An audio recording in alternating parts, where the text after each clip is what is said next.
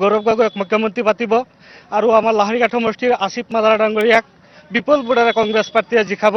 আমাৰ যিখিনি লাহৰীঘাট সমষ্টিত আহিছে সম্পূৰ্ণ কংগ্ৰেছী মানুহে আহিছে।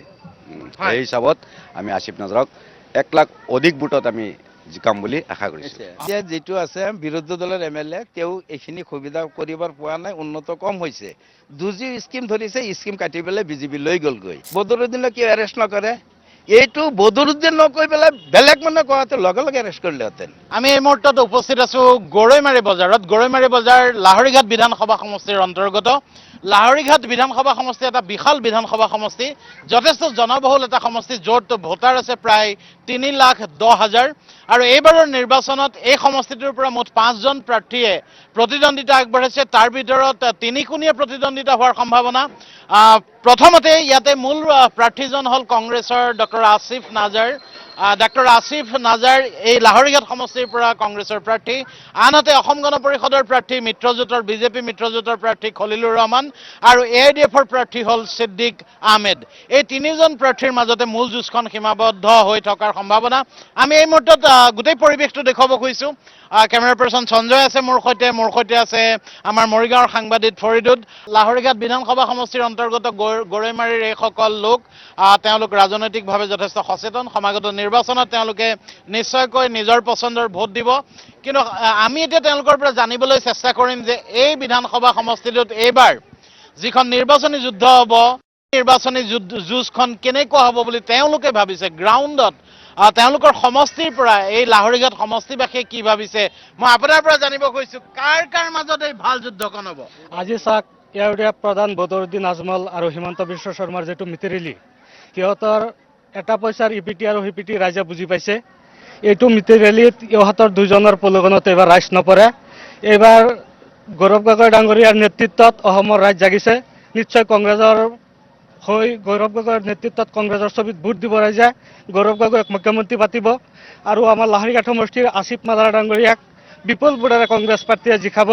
কংগ্ৰেছৰ মানুহ যথেষ্ট আছে, তেখেতে নিশ্চয় 1 লাখ ভোটত জিকিব বুলি আমাৰ আশাবাদী। হয়, 3,10,000 ভোট আছে, 1 লাখ ভোটত জিকিব বুলি তেখেতে আশা কৰিছে কংগ্ৰেছৰ প্ৰাৰ্থীগৰাকী। তেখেতে আৰু এটা কথা উনুকিয়াই দিছে যে AIDFৰ সৈতে, AIDF প্ৰধান বদৰুদ্দিন আজমলৰ সৈতে মুখ্যমন্ত্ৰী ডক্টৰ হিমন্ত বিশ্ব শৰ্মা বা বিজেপিৰ মিতিৰালি আছে, সেইটো তেখেতে অভিযোগ হিচাপে আনিছে।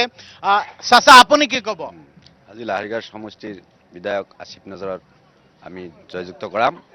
আৰু আপোনাৰ আমাৰ আগত আমি মৰিগাঁও সমষ্টিত আছিলোঁ, এতিয়া আমি নতুনকৈ লাহৰীঘাট সমষ্টিত আহিছোঁ। আমাৰ যিখিনি লাহৰীঘাট সমষ্টিত আহিছে সম্পূৰ্ণ কংগ্ৰেছী মানুহে আহিছে।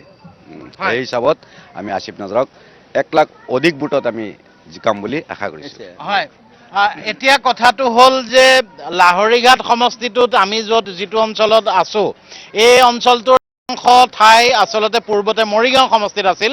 সেই মৰিগাঁও সমষ্টিৰ পৰা প্ৰায় 10,000 ভোটাৰ থকা এটা বিস্তীৰ্ণ অঞ্চল এইবাৰ লাহৰীঘাট সমষ্টিৰ অন্তৰ্ভুক্ত হ'ল। আৰু সেইসকল ভোটাৰৰ ভোটো এইবাৰ নিৰ্ণায়ক হ'ব, কাৰণ 3-কোণীয়া যুঁজ হ'ব। মই আপোনাৰ ওচৰলৈ আহিছোঁ। ইয়াৰ পূৰ্বে আসিফ নাজাৰৰ পূৰ্বে তেওঁ পিতৃ এই সমষ্টিৰ পৰা কংগ্ৰেছৰ বিধায়ক আছিল। সমষ্টিটোত যিমান উন্নতি হ'ব লাগে সিমান উন্নতি হ'ল নে নাই? উন্নতি মন্ত্ৰীৰ দিনত হৈছে। এতিয়া MLA মানে এতিয়া যেটো আছে বিৰোধী দলৰ এমএলএ তেওঁ এইখিনি সুবিধা কৰিবৰ পোৱা নাই, উন্নত কম হৈছে। দুজি স্কিম ধৰিছে, স্কিম কাটি পেলাই বিজেপি লৈ গ'লগৈ। আৰু এটা কথা হৈছে, আসিফ নাজাৰৰ লগত কাৰো তুলনা নাই। EDF আপোনাৰ কিবা বিজেপি AGP থিয়া হৈছে, এইবিলাকৰ কিবা কথাই নাই। আমি ইলেকশ্যন খেলো, আমি জানো। কিন্তু এইটো গোটাই অসমৰ, গোটাই ভাৰতৰ ৰাইজে বদৰুদ্দিন আৰু এই আপোনাৰ এই হিমন্ত বিশ্ব শৰ্মা এটা টকাত এই পিটি তেখেতে যথেষ্ট আচলতে সাম্প্ৰতিক সময়ৰ ৰাজনীতিৰ প্ৰতিটো কথাৰ ওপৰত তেখেতে দৃষ্টি ৰাখিছে, তাৰ প্ৰমাণ পাইছো। নামানে সাম্প্ৰতিক ৰাজনীতি আমাৰ নালাগে। আমাৰ এটা লাগে ধৰ্ম নিৰপেক্ষ যেটো দল লাগে। আমাৰ কংগ্ৰেছত আমি ভোট দি আসিফ নাজাৰক আমি জিকাই দিম। কমেও 1 লাখৰ ভোটত লিড থাকিব আসিফ নাজাৰক।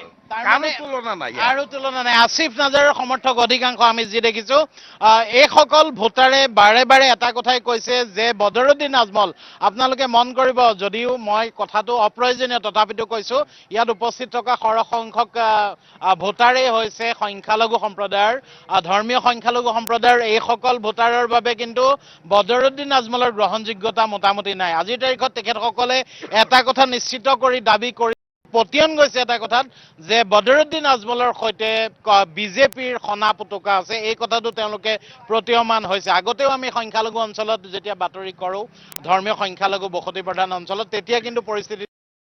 এইবাৰ মই আপোনাৰ ওচৰলৈ আহিছো। আসিফ নাজাৰ আকৌ এবাৰ বিধায়ক হ'বলৈ কংগ্ৰেছৰ পৰা প্ৰাৰ্থী, একেৰাতিৰ ভিতৰতে অগপৰ প্ৰাৰ্থী হ'ল খলিলুৰ ৰহমান আৰু AIDFৰ প্ৰাৰ্থী আছে। ইয়ালৈ আছাদুদ্দিন ওৱাইচি আহিব লাহৰীঘাটত প্ৰচাৰ চলাবলৈ ছিদ্দিক আহমেদৰ হৈ। আপুনি কি ভাবে, আছাদুদ্দিন ওৱাইচি অহাৰ লগে লগে আপোনালোকৰ এই সমষ্টিটোৰ ৰাজনৈতিক পৰিৱেশ বেলেগ হৈ যাব নেকি? হয়, আপোনালোকে যিটো কথা সুধিছে, ধৰক আমাৰ লাহৰীঘাট সমষ্টি বিজেপি মুক্ত। এক নম্বৰ কথা হ'ল বিজেপি মুক্ত, AGP বিজেপি মুক্ত। আছাদুদ্দিন ওৱাইচি নহয়, আছাদুদ্দিন ওৱাইচি আৰু বদৰুদ্দিনে দৰকাৰ পৰিলে লাহৰীঘাটৰ ৰুম এটা ভাড়া কৰি লওক, তাকো আমাৰ ক'বলগীয়া নাই। ওৱাইচি কি, বদৰুদ্দিন নিজে ভাড়া ৰুম লৈ প্ৰচাৰ চলাওক। তথাপিও আমি কংগ্ৰেছৰ প্ৰাৰ্থী আসিফ নাজাৰক আমি 1 লাখ ভোট লিড লৈ পাছ কৰাম। হয়, আচলতে সকলোৱে আসিফ নাজাৰৰ সপক্ষে ইয়াতে মাত মাতিছে। মই আকৌ কৈছো, আমি উপস্থিত আছো। মই কেমেৰা পাৰ্চন সঞ্জয়ক অনুৰোধ কৰিম যে গৰৈমাৰীৰ ক'ত উপস্থিত আছো আমি দেখুৱাবলৈ কৈছো। গৰৈমাৰী শাখা ডাকঘৰৰ সন্মুখত এয়া আমি আহি পোৱাৰ লগে লগে আমাৰ DSNG ভেনখন আছে। DSNG ভেনখনৰ সন্মুখতে আমি এইদৰে ইয়াতে যিসকল লোক গোট খাই আছিল তেওঁলোকৰ সৈতে কথা পাতি আছো। এই মুহূৰ্তত ইয়াতে উপস্থিত থকা প্ৰায় সংখ্যক লোকেই ডেকা হওক, যুৱক হওক, বৃদ্ধ হওক। আমি প্ৰথমতে ছিনিয়ৰসকলৰ লগত কথা পাতিলো। এবাৰ যুৱ প্ৰজন্মৰ এজন প্ৰতিনিধি হিচাপে মই আপোনাৰ লগতে প্ৰথমতে কথা পাতিব খুজিছো। আপোনালোকৰ আসিফ নাজাৰো এজন ডেকা ল'ৰা, যুৱ প্ৰতিনিধি। আসিফ নাজাৰ ইতিমধ্যে MLA হৈছে। আসিফ নাজাৰৰ কাম কাজত আপুনি কিয় অসন্তুষ্ট? তেওঁকে আকৌ এবাৰ ভোট দিব খুজিছে নেকি, নে কি সিদ্ধান্ত ল'ব? আসিফ নাজাৰৰ কাম কাজত সন্তুষ্ট আছোঁ। আসিফ নাজাৰ যিহেতু যোৱা 5 বছৰ বিৰোধী দলৰ MLA আছিল, সি যিমানখিনি কাম কৰিছে যথেষ্ট কৰিছে। বাকী ৰাস্তা ঘাটৰ যিমানখিনি কাম আছিল সি এছেম্বলিত স্থাপন কৰিছে। বিজেপি চৰকাৰে তেখেতক কৰিবলৈ দিয়া নাই বা সিমানখিনি পাৱাৰ তেখেতক দিয়া নাই। বাকী যিমানখিনি কাম কৰিছে সেইখিনি কামত আমি সন্তুষ্ট আছোঁ।